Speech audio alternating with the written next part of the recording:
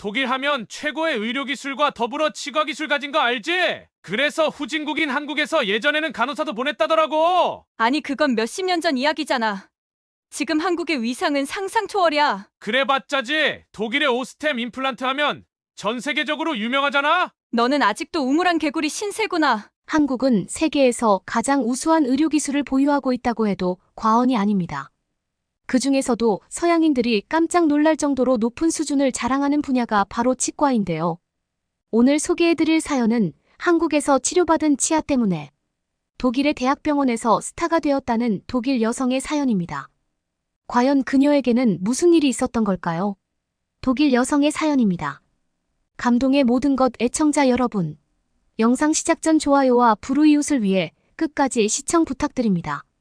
안녕하세요. 저는 독일의 뮌헨에 살고 있는 세미 슈나이저예요. 이번에 한국 여행 중 있었던 일 때문에 독일 대학병원에서 주목을 받았던 재밌던 일화가 있었어요. 바로 치과 치료에 관한 이야기인데요. 아마 다들 치과에서 치료를 받는다는 걸 떠올린다면 인상부터 쓸 거라고 믿어요. 치과 특유의 냄새도 싫고 치지직거리는 소리도 왠지 모를 두려움이 생기게 만들기 때문이죠.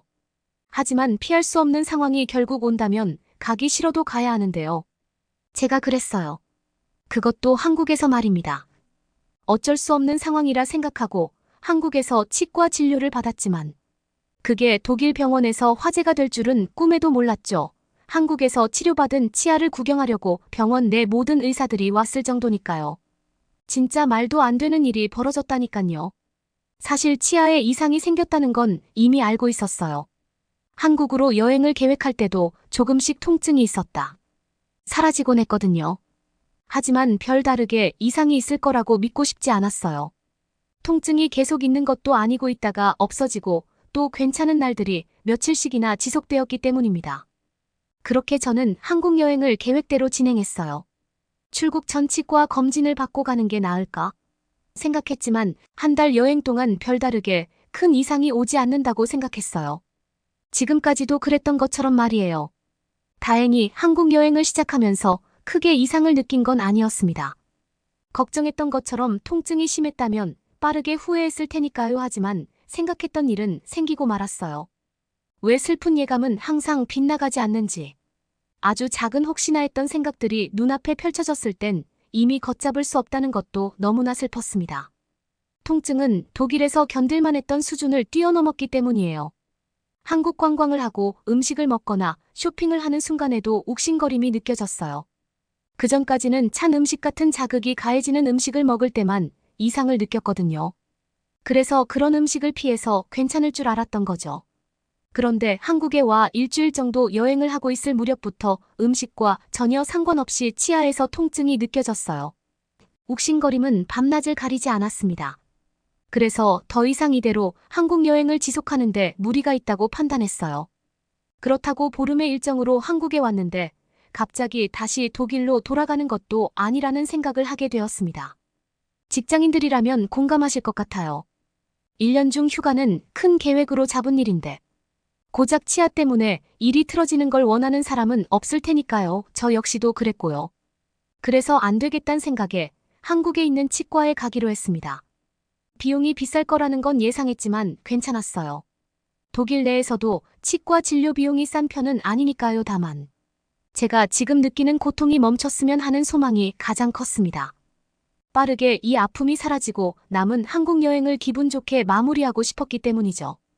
그렇게 한국 치과에 첫 방문하게 되었습니다. 인터넷 검색을 통해 서울 시내에 영어 대화가 가능한 치과를 찾을 수 있었어요.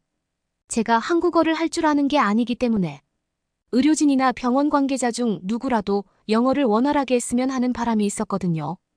혹시나 하는 마음으로 찾아봤는데 정말 있더라고요. 신기한 마음에 그중 한 곳에 들려 치료를 받게 되었습니다. 처음 방문하고 들은 이야기는 생각보다 충치가 깊숙한 곳까지 번졌다는 점이었어요. 진행 단계를 보면 2단계를 지나 3단계로 접어들고 있어서 조금만 늦었어도 발치가 불가피했을 거라고 말했죠. 그러면서 혹시라도 이러한 통증이 느껴진다면 이미 안쪽까지 치아가 썩었다는 신호라는 걸 알려줬어요. 통증이 느껴지는데 치과 진료를 받지 않는다면 신경치료도 아프게 하지만 결국 치아를 뽑는 상황이 생길 수 있다고 말입니다. 저는 그동안 지나쳤던 순간들이 머릿속을 스쳐 지나갔어요.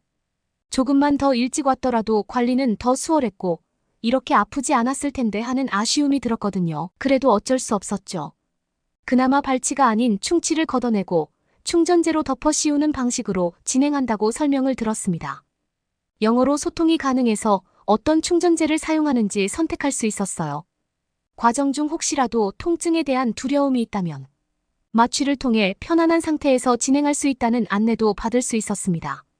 천만다행이라는 생각이 들었어요. 치과의 소리와 냄새에서 벗어날 수 있다니 저는 당장이라도 해달라고 말했습니다. 하지만 조금 걱정도 들었어요. 충치 치료를 하는데 전신 마취까지 할 필요가 있을까 싶었거든요. 제 마음을 이해하는 듯한 표정으로 의사 선생님이 말했습니다. 전신 마취가 아니라 잠깐 잠을 유도하는 형식으로 얕은 잠을 자는 수준이라고요. 의식이 아예 없는 게 아니라 의사가 하는 말도 알아듣고 시키는 동작도 할 수 있으니 걱정 말라고 말입니다. 그제서야 안심이 되었어요. 그렇게 저는 한국에서 치과 진료를 보게 되었습니다. 몇 번 더 방문했는데 갈 때마다 통증이 편안해지는 걸 느꼈어요. 처음엔 무섭다고 생각하고 가기 싫었는데 또 가다 보니 두려움보다 통증이 없어졌다는 사실에 아무렇지 않게 가게 되더라고요. 처음이 어렵지가면 가는 건데 왜 이걸 못해서 한국에 여행 와서까지 이 고생인가 하는 생각도 들었습니다. 그렇게 다행히 아무 이상 없이 마무리되었어요.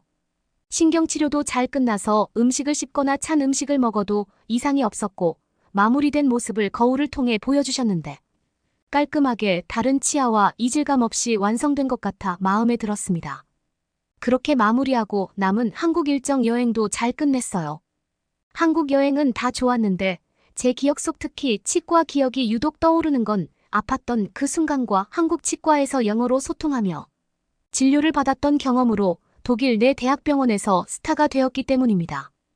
독일로 돌아와 또다시 저는 치통으로 고통스러울 수밖에 없었거든요. 물론 이번에는 한국에서 치료받았던 치아가 있던 반대 방향이었어요.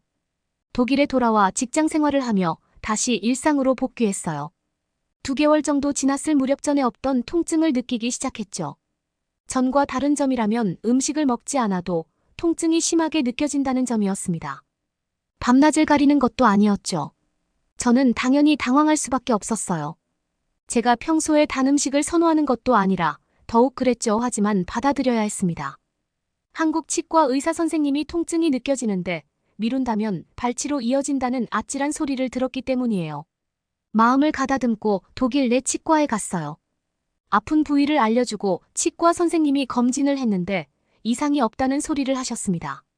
충치가 생기지 않아서 신경성일 수 있으니 일단 진통제를 먹고 그래도 나아지지 않으면 더 큰 병원으로 가는 게 좋다는 소견을 내비치셨죠. 진통제를 먹고 나아지기를 기다렸어요. 하지만 진통제를 먹어도 좀 괜찮아진 것 같지만 그렇다고 완전히 약효가 드는 것 같지도 않았습니다.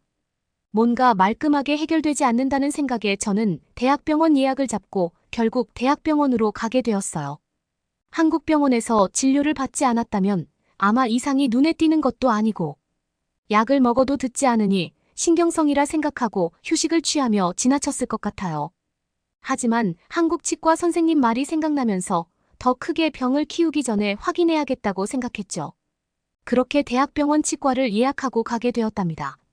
동네 병원에서 검진받았던 이야기를 전하며 입을 아하고 벌렸어요. 그런데 제가 말했던 치아 쪽이 아니라 다른 쪽에 관심을 두기 시작했습니다. 한국에서 치과 진료를 받았던 치아를 가르치며 담당 교수가 물었어요. 어디서 한 거냐고 말입니다. 저는 당황스러웠어요.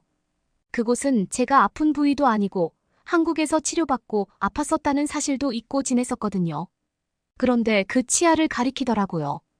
부끄러운 이야기지만 단 음식을 즐겨 먹지 않아도 치아 관리가 잘 안 되는지 아니면 유독 충치가 잘 생기는 치아인지 모르지만 한국에서 진료받은 치아 외에도 치료한 치아들이 몇 개 더 있었는데요. 이상하게 한국에서 치료받은 치아만 콕 찍어 말하더라고요. 그래서 저는 한국에서 치료받았다고 짤막하게 답했습니다. 별다르게 아팠던 이야기나 여행 가서 받게 되었다는 부수적인 이야기는 불필요할 것 같았거든요. 치과 진료를 보던 담당 교수는 마치 예상이라도 했던 것처럼 감탄사를 내뱉었어요. 전혀 이상할 게 없다는 표정으로 말입니다. 오히려 잠깐 제자들을 불러 보여줘도 되겠냐고 저에게 양해를 구했어요. 저는 당혹스러웠죠. 다른 아픈 부위에 대해서는 말이 없었으니까요. 하지만 치과 진료를 보던 담당 교수는 이렇게 완벽한 처치는 보기 힘들어 제자들에게 꼭 보여주고 싶다고 저에게 간곡하게 부탁했습니다. 저는 잘 이해할 수 없었지만 독일 대학병원의 담당 교수가 그렇게 말할 정도면 무언가 대단한 것이라는 생각이 들었어요. 그래서 마지못해 그러라고 허락했죠. 제가 알았다는 말을 하자마자 독일 대학병원 치과 진료를 보던 담당 교수는 옆에 있던 간호사에게 빨리 인턴들을 불러오라는 말을 전했어요.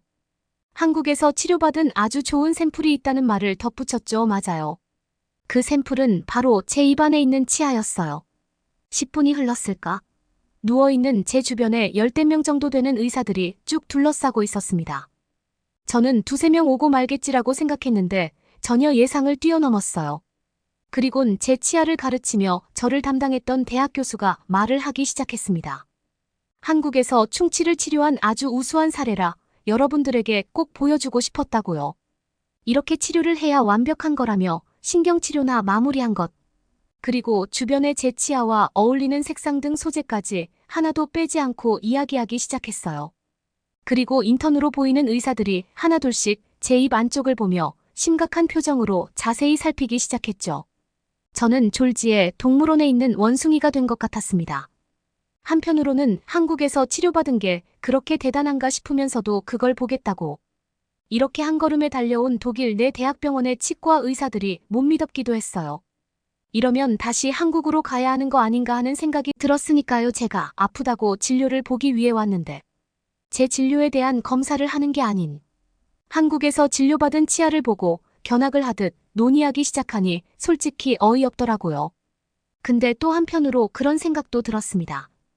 이렇게 내가 보여준다면 독일 내 치과 진료 시스템도 조금 향상되는 건가 하는 생각 말이에요.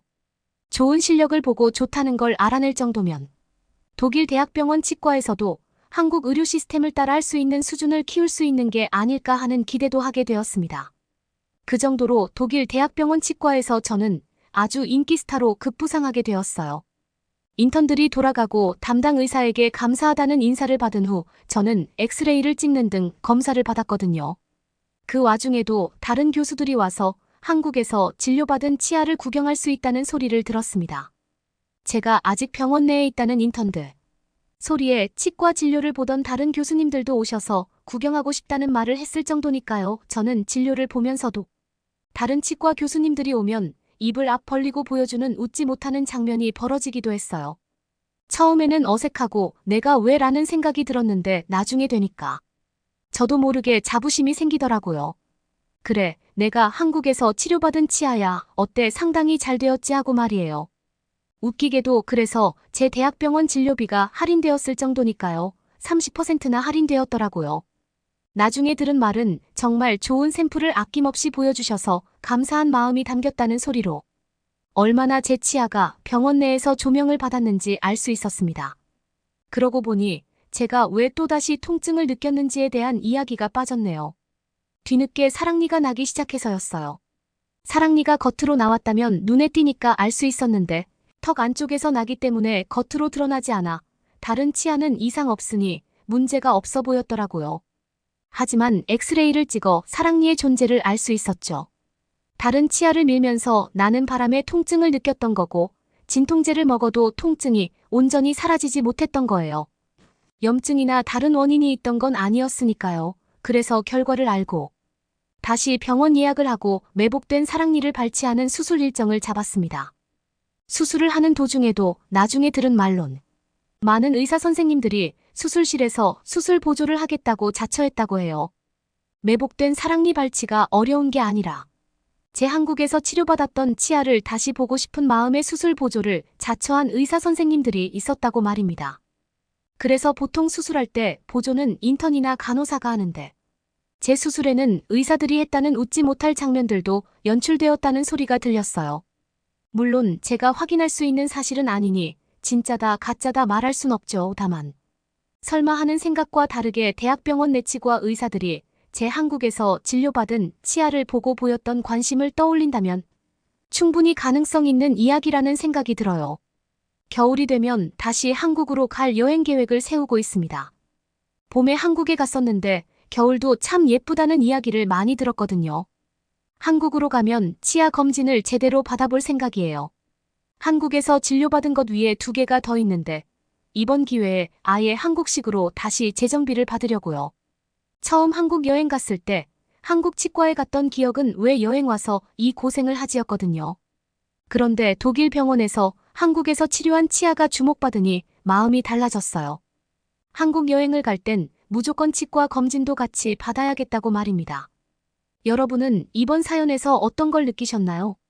한국에서 치과 치료를 받았던 경험이 독일의 대학병원에서 화제가 되어 웃음을 자아낼 정도로 재미난 경험을 했는데요. 이 독일 여성은 독일 치과 의사들의 반응 때문에 자신이 한국에서 얼마나 수준 높은 치료를 받았는지를 피부로 직접 느낄 수 있었습니다. 이렇듯 한국의 치과 의료 서비스는 전 세계적으로 인정받고 있는데요. 특히 한국인 치과 의사들은 다른 나라에 비해 뛰어난 손기술을 갖고 있다고 합니다. 아무래도 어렸을 때부터 젓가락을 사용하는 우리의 문화 때문에 서양인에 비해 손기술이 좀 더 정교하고 정확한 것 같은데요. 앞으로도 한국의 치과 의료 시스템이 더욱 발전하고 개선되어 한국의 뛰어남을 세계에 알리는 계기가 되어 주었으면 좋겠네요. 그러면 더욱 감동적인 다음 사연으로 넘어가겠습니다. 반짝반짝 윤이 나는 인천공항의 어느 식당. 2손에 수갑을 찬 채 갈비를 씹고 있던 외국인이 난데없이 테이블을 엎어버렸습니다. 마침 주변에 있던 경찰들은 목을 조르면서 대체 뭐하는 짓이냐고 추궁하기 시작했습니다. 과연 이 외국인에게는 무슨 사연이 있었던 것일까요? 안녕하세요. 저는 네덜란드에서 경찰 공무를 집행하는 마가레트라고 합니다. 어렸을 적에 한번 괴한들에게 납치된 적이 있었는데 당시에 어느 용감한 한국 출신의 경찰분에게 구조되면서 그때부터 비록 여성이긴 해도 경찰이 되고야 말겠다는 꿈을 키울 수 있게 되었습니다. 하지만 생각과 달리 경찰이 되기까지는 아주 많은 시행착오를 겪어야 했는데요. 운동만 열심히 하면 되는 줄 알았지만 공부도 잘해야 했고 먹는 것도 열심히 먹어야 했던 것이었죠. 그렇게 몇 년 동안 죽을 똥을 싸던 끝에 경찰 시험에 합격할 수 있었고 어느덧 경찰 일을 한 지 3년이 되어 가고 있습니다. 그러다 연말이 되어 장기간의 휴가를 가질 수 있었던 저는 가야 하는 해외를 물색하게 되었는데요. 한국 출신의 경찰분에게 도움을 받은 제 사례를 알고 있는 경찰 동료들은 이번 휴가를 빌려 다 같이 한국으로 가자는 제안을 했고 그로써 단합할 수 있을 것 같다는 말을 했지만 캐서린이라는 여자 동료만큼은 그러고 싶지 않다고 얘기했습니다. 한국이라는 후진국에 갈 바에는 그냥 집에 누워있겠다고 얘기하는 캐서린의 말에 저희는 어떻게 말해야 좋을지 몰라 얼떨떨한 채로 조금 서 있다가 치안적으로도 기술적으로도 한국은 뛰어나다고 강조했고 현재 전 세계적으로 상당한 열풍을 불러일으키는 한류를 어째서 모르냐며 인프라까지 훌륭한 선진국이 다름 아닌 한국이라고 계속해서 강조했지만 캐서린은 최근에 어느 가정집을 방문했는데 갑자기 웬 한국인이 자신에게 삿대질을 하며 욕을 시작했다며 뜬금없이 중지손가락을 계속해서 쳐다봐야 했다며 한국은 절대로 선진국이 아니라고 완전히 대못을 박더군요. 그렇지만 저희가 누굽니까? 수갑을 갖고 다니는 경찰이 아닙니까? 저희는 캐서린의 2손에 수갑을 채우고 함께 네덜란드 공항에서 한국으로 향하는 비행기 티켓을 끊었답니다. 원하는 대로 인생은 굴러가지 않는다는 교훈을 저희는 경찰 동료로서 캐서린에게 남겨주고 싶었고 세계 최강의 선진국인 한국이 말도 안 되는 그녀의 주장 때문에 후진국으로 전락한 상황에 가만히 있는다면 솔직히 직무유기에 해당되지 않을까 하는 생각과 함께 캐서린에게 진정. 한국이 어떤 나라인지 알려주는 것만이 저희에게 주어진 중점적인 과제라는 느낌이 일하지 않아도 되는 휴가철임에도 불구하고 정확하게 들었던 것이었습니다. 그렇게 인천공항에 도착했고 저희는 모두 까무러칠 정도로 놀라고야 말았는데요. 예상은 했지만 상상조차 할 수 없는 크기의 백화점과 식당, 카페 등의 시설이 공항 내부에 무지하게 즐비해 있던 것은 보고도 믿기지 않는 사실이었습니다. 저희는 캐서린에게 한국의 뛰어난 점을 이제라도 인정한다면 수갑은 언제든지 풀어줄 수 있다고 했고 캐서린은 이왕 이렇게 된 거 계속해서 반항하겠다는 듯이 무표정으로 일관했기에 저희는 캐서린이 실은 네덜란드인이 아니라 한국인일지도 모른다는 생각을 품을 수 있었는데 왜냐하면 인천공항에서 아무렇지 않은 표정으로 다니는 한국인은 현지의 한국인 말고는 없었기 때문이었습니다. 모든 외국인의 얼굴에는 놀라움이 뒤범벅되어 있었고 사실상 이렇게까지 훌륭한 환경을 마주하고도 놀라지 않는다면 그것은 그거대로 정말 기이한 일이었죠. 테러범이거나 간첩일 확률이 굉장히 높은 것이었고 그렇지 않으면 한국인이 무조건이었습니다. 저희는 이러한 한국의 인프라에 대해 약간은 짐작할 수 있었는데 실은 여기까지 오는 내내 저희가 제공받았던 기내 서비스가 상당히 훌륭했기 때문이었습니다. 네덜란드에서 마주할 수 있는 승무원들은 불친절하고 불편한 부분이 많았던 것입니다. 기내식을 요청할 때도 왜 만들기 힘든 음식을 주문했냐면서 뒤에서 궁시렁대며 불평하는 소리를 들어야 하는 게 당연했기 때문이었죠. 하지만 한국인 승무원들은 그러한 불평을 전혀 내비치지 않았고 언제나 웃는 모습으로 얘기해 주어 너무나 기뻤는데요. 또한 비행기 내부에 있는 안전장치와 비상시에 어떻게 대처해야 하는지 등을 친절하게 설명해주는 한국인의 유창한 영어는 너무나도 훌륭했던 것이었습니다. 그리고 인천공항에서 저희가 마주한 희한한 광경은 식당과 백화점 말고도 또 있었는데요. 바로 어디에도 경호원이 안 보인다는 점이었습니다. 이처럼 값비싼 물건이 많고 휘황찬란한 광경이 늘어서 있으면 당연하게도 부자들이 우글거릴 텐데 경호원 하나 보이지 않는다는 것은 매우 비일상적인 일이었습니다. 네덜란드에서 이 정도의 풍경을 가지고 있으면 검은 양복을 입은 경호원들이 시야를 빽빽히 메우고 있는 것이 태반이었던 것이었습니다. 그러면서 한국의 식당 가격은 놀랄 만큼 획기적이고 합리적이었습니다. 번쩍번쩍한 가운데 혼자 우뚝 서 있는 식당의 가격은 굳이 보지 않아도 분명히 비싸겠다는 심상을 저희의 안에 심었는데 그것을 모조리 지우는 지우개 역할을 한국의 식당은 충분히 해냈습니다. 저희는 아직까지도 변화가 없는 캐서린에게 대체 무슨 생각을 하고 있냐고 물어보았는데 배고프다는 생각을 하고 있었다고 했기에 저희는 다짜고짜 한국 식당에 들어갔고 군침이 도는 음식을 맛볼 수 있었는데요. 혀에서 살살 녹는 한식의 맛에 저희는 모두 너무나도 맛있다고 극찬했고 조금 비닐에 싸서 네덜란드의 다른 동료들도 맛볼 수 있게 하면 좋겠다고 말하는 와중에 캐서린의 얼굴이 갑자기 굳어지는 게 아니겠습니까? 한국의 갈비를 뜯고 있던 캐서린은 점점 어두워지더니 갑자기 테이블을 엎어버렸습니다. 저희는 너무나도 황홀하고 맛있는 한식을 그렇게 대하는 것을 도무지 참을 수 없어 캐서린의 목을 움켜쥐었고 계속해서 고통스러워하는 안색을 보니 저희는 예기치 못하게 마음을 누그러뜨리면서 도대체 왜 그러는지 이유나 좀 듣자고 했습니다. 캐서린은 사실 충치가 있었다고 실토했고 그래서 쉬고 싶었는데 자꾸만 한국으로 가자고 하니 어쩔 수 없이 후진국이라면서 한국을 비아냥거렸다고 했습니다. 저희는 그런 일이 있었느냐며 오히려 우리가 미안하다며 수갑을 얼른 풀어주었고 식사를 대충 마친 뒤 주변에 치과가 있는지 알아보았답니다. 그곳을 찾으면서도 저희는 불안에 떨어야 했는데 급한 치료가 아니면 한번 예약하기 위해선 한두 달은 기본으로 기다려야 하는 네덜란드의 치과를 알고 있었거든요. 진통제만 처방받더라도 예약을 해야 했던 것이었습니다. 저희는 주변에 있는 한국 남성에게 치과를 물어보았고 따라오라는 제스처를 보고 문득 저희에게 도움을 주는 한국인 남성을 보며 직업병 때문인지 이상하다고 여겨야 했습니다. 생전 처음 보는 사람에게 도움을 베풀어 주겠다는 태도는 영 이상했으니까요. 어쩌면 우리를 두고 사기를 치려는 것 같다는 생각과 함께 우리가 경찰이라는 걸 알면 정말로 까무러치겠다는 기쁨으로 도배되어 수상한 한국인을 따라갔습니다. 저희는 비행기 속에서 한국에 있는 암행어사라는 재밌는 역할놀이를 공부했던 기억을 떠올릴 수 있었고 그 와중에 재미를 온전히 느끼지 못하는 사람은 어쩐지 치과로 향하고 있지 않는 것 같다는 낌새에 도취되어 있는 캐서린뿐이었습니다. 그런데 놀랄만한 일이 저희의 눈앞에 펼쳐졌습니다. 진짜로 치과가 공항 속에 있었던 것이었습니다. 저희는 당연히 치과가 아닌 범죄소굴로 안내해 줄 것 같았던 한국인 남성이 실제로 치과에 저희를 운반시켜주니 어떻게 고마움을 표해야 할지 당최 알 수가 없었고 한국인은 그제야 유창한 영어로 그럼 편하게 한국을 즐기라고 했습니다.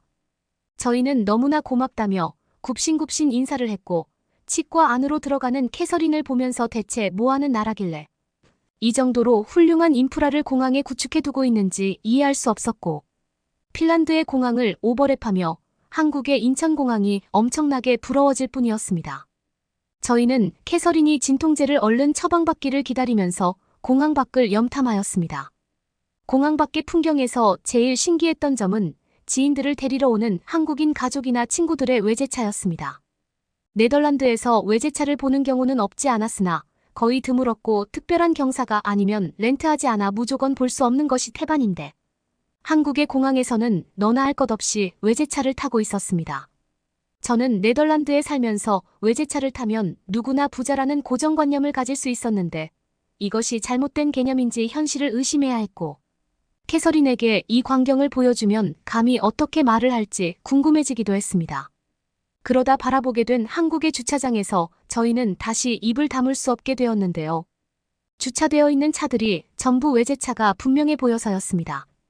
저희는 통유리에 반사된 인천공항의 값비싼 전자기기를 확인하며 어째서 네덜란드에서는 이처럼 훌륭한 인프라와 경제력이 없는지 한참을 숨을 내쉬었고 그러다가 아무리 시간이 지나도 돌아오지 않는 캐서린 때문에 저희는 치과로 걸음을 재촉했는데 그 안에 캐서린은 가만히 멍 때리고 있더라고요.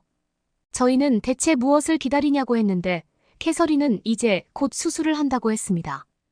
저희는 정말로 깜짝 놀랐는데 네덜란드의 치과에서는 보통 통증을 진통제로 근근히 버티다가 간신히 몇 달 뒤에나 수술을 받을 수 있었기 때문이었습니다.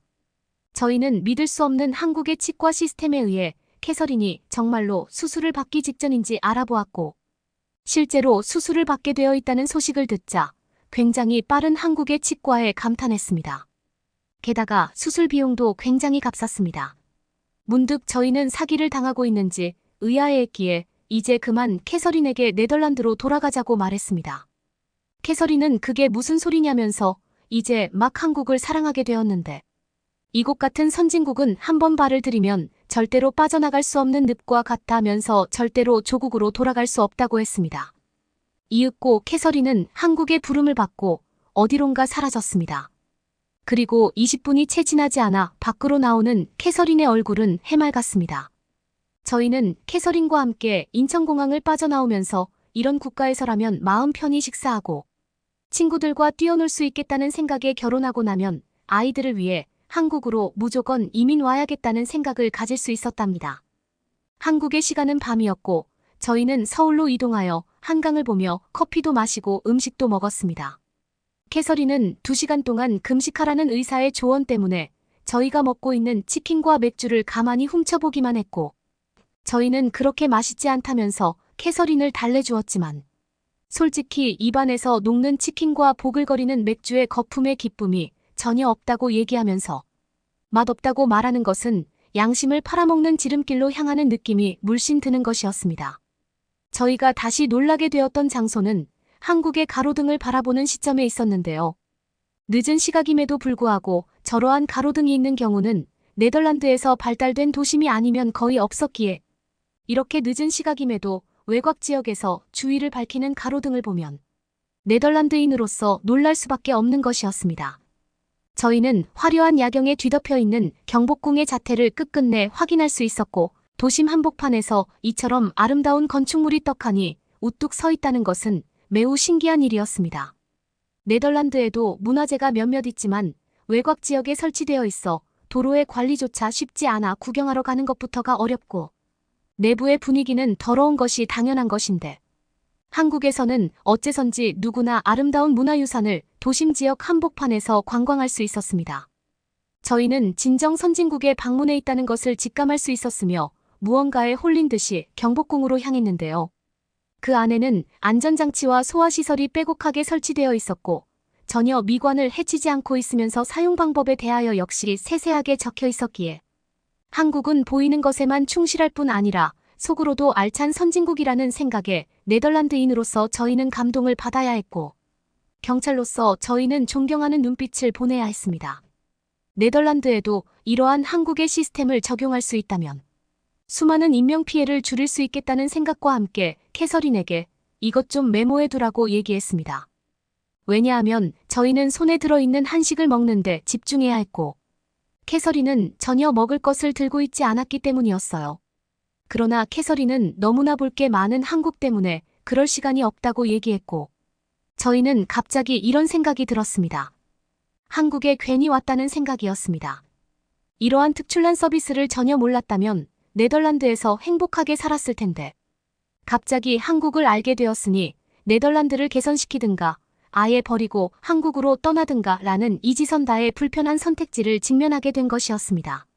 그러다가 저희는 빠른 시일 내로 네덜란드를 떠나 한국에 이민 와야겠다는 생각을 할 수 있었고, 그렇게 도착한 숙소에서 저희는 그제야 한숨을 돌릴 수 있었습니다. 더 이상 한국과 네덜란드를 비교하지 않을 수 있기 때문이었습니다. 심적인 여유를 가지게 된 저희는 캐서린이 아직도 밥을 먹지 못했다는 사실을 그제야 깨달았고, 벌써 2시간이 지났지만 너무나 늦은 시각이라 모든 식당에 문이 닫혀 있다는 것은 불보듯 뻔한 사실이었습니다. 그러나 캐서린은 음식을 배달할 수 있는 한국의 시스템을 자신이 발견했다면서 저희에게 다가왔는데, 너무나 당황한 저희는 캐서린의 어깨를 부여잡고 지금 시간이 몇 시인데 음식 배달이 말이 되냐고 절대로 돈을 주지 말라고 닥달을 했습니다.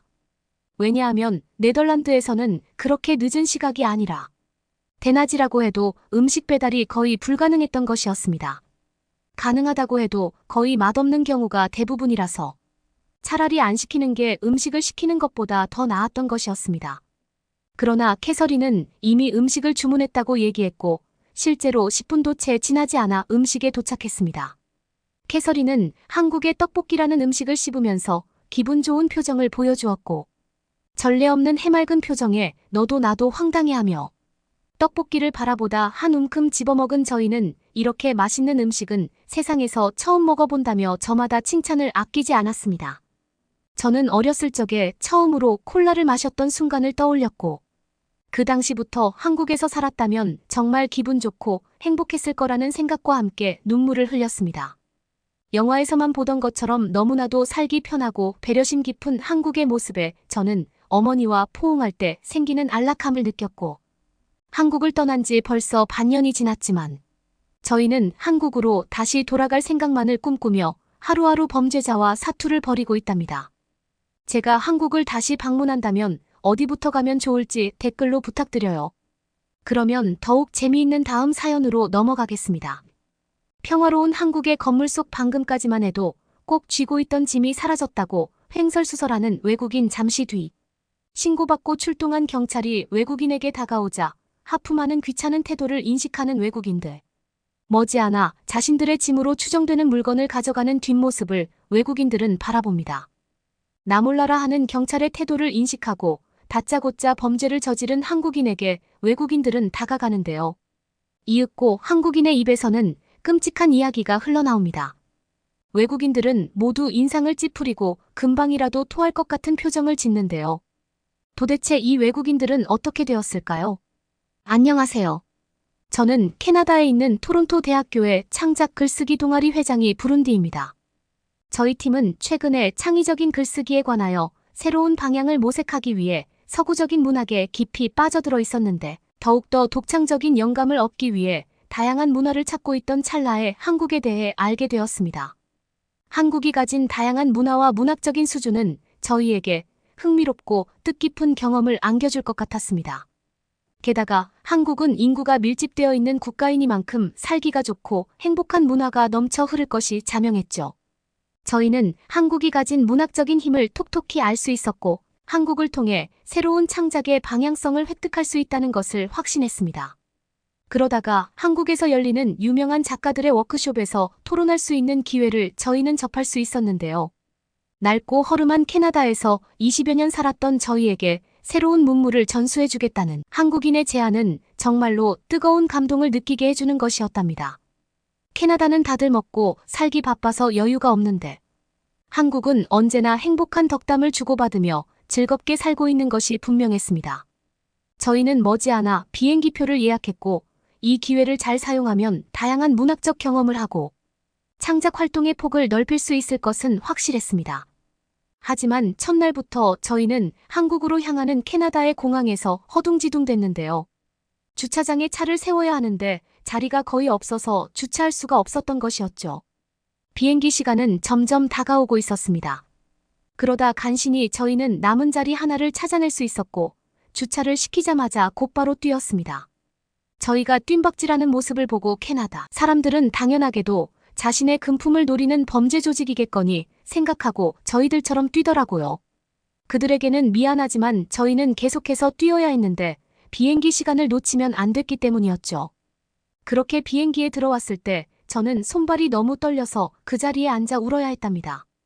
제 동료들은 그래도 한국으로 향하는 비행기에 들어왔으니 더 이상 불안에 떨지 않아도 된다고 저를 감싸주더군요.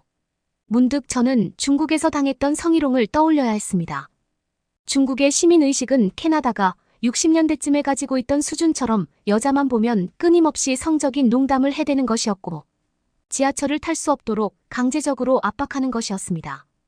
왜냐하면 지하철을 타기만 하면 수십 명의 중국인들이 여자인 저를 째려보면서 가만히 있지 못하게 했기 때문이었죠. 그러다 보니 저는 치마는 입을 수 없었고 항상 청바지만을 선호했고 웬만해선 중국인들이 북적거리는 지하철이나 버스를 타지 않으려고 노력했습니다. 그나저나 중국인들은 수치스러움이라는 감정이 없는지 노골적으로 저를 쳐다보았기에 언제나 불편한 상황이 계속되었고 혼란을 틈타 제 몸을 더듬거리는 중국인도 적지 않았던 것에 저는 굉장한 충격을 받았습니다. 무엇보다도 중국인들은 서로 속고 속이는 삼국지 때문에 어떻게든 외국인만 보면 사기를 치려고 수작을 부리곤 했습니다. 확실히 중국 식당에 가더라도 외국인에게 3배 이상 부풀린 가격을 제시하는 아주머니가 비일비재했던 것이었죠. 그렇다고 맛이 있느냐고 하면 썩 좋지도 않았습니다. 저는 짜장면만 먹었는데도 3만 원이 넘는 돈을 청구받게 되면서 정말로 중국의 시민의식에 혀를 내둘러야 했는데요. 어떻게 이렇게까지 바가지 씌울 수 있느냐고 물어보니 중국인 아줌마는 정당한 금액을 부담시켰다고 오히려 적반하장으로 화를 냈습니다. 저는 중국어를 잘 몰라서 아주머니가 하는 얘기를 간간히 알아들을 수 있었는데요. 문득 어떤 중국 아저씨가 다가와 자신이 대신 번역해 줄 테니 돈을 달라고 하더군요. 저는 그 즉시 그곳을 뛰쳐나왔고 이제 중국이라면 학을 뗄 정도로 끔찍한 감정만이 남아 있습니다. 그러다 보니 비행기 안에서 불안에 떨면서 중국에서 느낀 감정을 떠올려야 했던 것이었죠. 저희 아버지께서는 겉모습만으로 사람을 판단하지 말라고 누누이 강조했지만 중국인들의 겉모습과 내적인 부분은 일맥상통하고 있는 게 분명했던 것이었습니다. 제 동료 중 하나는 중국의 일화를 비행기 속에서 듣고 나서 자신이 알기로는 한국이 문화적으로도 민족적으로도 중국의 아들이라고 할 수 있다고 얘기하며 정말로 이렇게 한국에 가도 괜찮을까? 의문을 제기하더군요. 저는 일단 가보자고 얘기했고 인천공항에 내렸을 때 저희는 모두 깜짝 놀랐습니다. 한국인들은 모두 깨끗한 옷을 입고 여유로운 표정으로 걸어다니고 있었습니다. 저희는 이곳은 절대 후진국이 아니겠다는 확신을 가질 수 있었고 평화로운 마음가짐으로 걸어갈 수 있었습니다. 오랜 비행 끝에 저희는 참았던 볼 일이 급하다는 동료 때문에 화장실로 향했는데요. 갑자기 화장실에서 다녀온 동료가 자신의 캐리어가 사라졌다는 얘기를 하여 저희는 도무지 이해할 수 없었습니다. 왜냐하면 아주 가까이 보관하고 있던 캐리어가 사라졌기 때문이었죠. 당연하게도 저희는 인천공항의 경찰에게 지금의 사건을 설명했고 한국인 경찰들은 자신의 일처럼 우리를 친절하게 도와주셨습니다. 그러다 보니 저는 또다시 중국을 떠올렸습니다. 중국에서는 잃어버린 물건을 신고했을 때 귀찮다는 식으로 하품하는 경찰과 만나는 것이 보통의 일이었기 때문이었죠. 실제로 제 접수를 받았던 중국인 경찰은 제가 안 보이는 즉시 접수받은 종이를 찢어버렸던 것이었습니다. 그러다 보니 저는 물건을 잃어버릴 때마다 차라리 중국 경찰서에 가지 말고 제 스스로 찾게 되었던 것이었죠. 확실히 한국인 경찰들은 중국과 다르게 나몰라라 하는 태도를 전혀 보이지 않고 있었습니다. 적극적으로 캐리어를 찾아주는 한국의 경찰 덕에 저희는 끝끝내 캐리어를 훔쳐가는 한국인의 모습을 CCTV로 포착했습니다. 서둘러 걸음을 재촉하여 경로를 뒤적이다 보니 인상이 비슷한 사람을 찾아낼 수 있었어요. 저희는 경찰이 붙잡고 있는 한국인에게 다짜고짜 왜 우리 캐리어를 훔쳐갔느냐고 물어보았는데 한국인의 입에서는 이상한 말만 나오고 있었기에 동료들은 얼떨떨해하고 있었지만 저는 바로 알아차릴 수 있었습니다. 끔찍한 중국어가 튀어나오고 있었던 것이었죠. 저는 중국이라면 이제 정말 치를 떨 정도로 싫었기에 제 동료들이 얘기하는 동안 저는 구석에서 휴대폰만 두드리며 가만히 이 상황이 제발 종료되기만을 염원해야 했습니다. 결국에 중국인은 경찰서에 연행되었고 저는 캐리어를 잃어버린 동료가 드디어 한바구음을 지을 수 있는 상황에 대해 안도의 한숨을 느끼며 한국인이 캐리어를 훔쳐가지 않아서 참 다행이라고 생각했답니다. 잠시 뒤에 저희는 가야 하는 목적지를 상기했고 뛰어난 재능을 가진 한국 작가들과의 워크숍을 위해 움직이기로 했는데요. 그렇게 이동하려던 찰나에 저희는 너무나 배가 고파 일단 눈에 보이는 식당에 들어가야 했습니다. 한국의 식당은 또다시 중국의 식당을 떠올리게 했는데요. 들어가자마자 힐끔 보면서 인사조차 받아주지 않는 중국의 식당과 달리 한국의 식당 아주머니는 친절한 얼굴로 웃으며 저희를 반겨주었던 것이었습니다. 모든 메뉴판 역시 영어로 적혀 있었기에 저희는 당연히 편리하게 해석하면서 모든 메뉴를 바라보며 구독과 좋아요를 누른 채 가뿐하게 메뉴를 골랐답니다. 한국인 아주머니는 상대의 말을 무시하는 중국인과 달리 저희의 기분을 헤아려주면서 메뉴판을 고르는 시간을 기다려주고 있었고 저희를 배려해주고 있다는 태도를 여실히 느끼게 해주었답니다. 그렇게 맛보게 된 음식인 비빔밥은 알쏭달쏭한 소스와 함께 저희의 미각을 한껏 자극시키고 있었습니다. 저희는 너무나 맛있는 맛에 도대체 이런 음식을 어떻게 만들 수 있었을까 하는 생각에 한참 동안 의문에 잠겨야 했죠. 그러면서 맛본 한국의 김치라는 음식은 이미 캐나다에서 유명한 음식이긴 하지만 이렇게나 새콤하고 맛있는 김치는 전례에 맛보지 못했던 것이었기에 저희는 무슨 기적이 일어났는지 유추해 보려 했습니다. 예전에 백화점에서 이러한 김치를 시식해 본 적이 있었는데 너무 자극적이고 맵기만 했었던 것이었죠. 하지만 이제 보니 캐나다 사람들이 잘못 만든 것이었고 김치의 진가는 이렇게 밥과 먹으니 더욱더 살아나는 것이기도 하여 지금에서야 저희는 제대로 된 김치의 맛을 보고 있는 것이었습니다.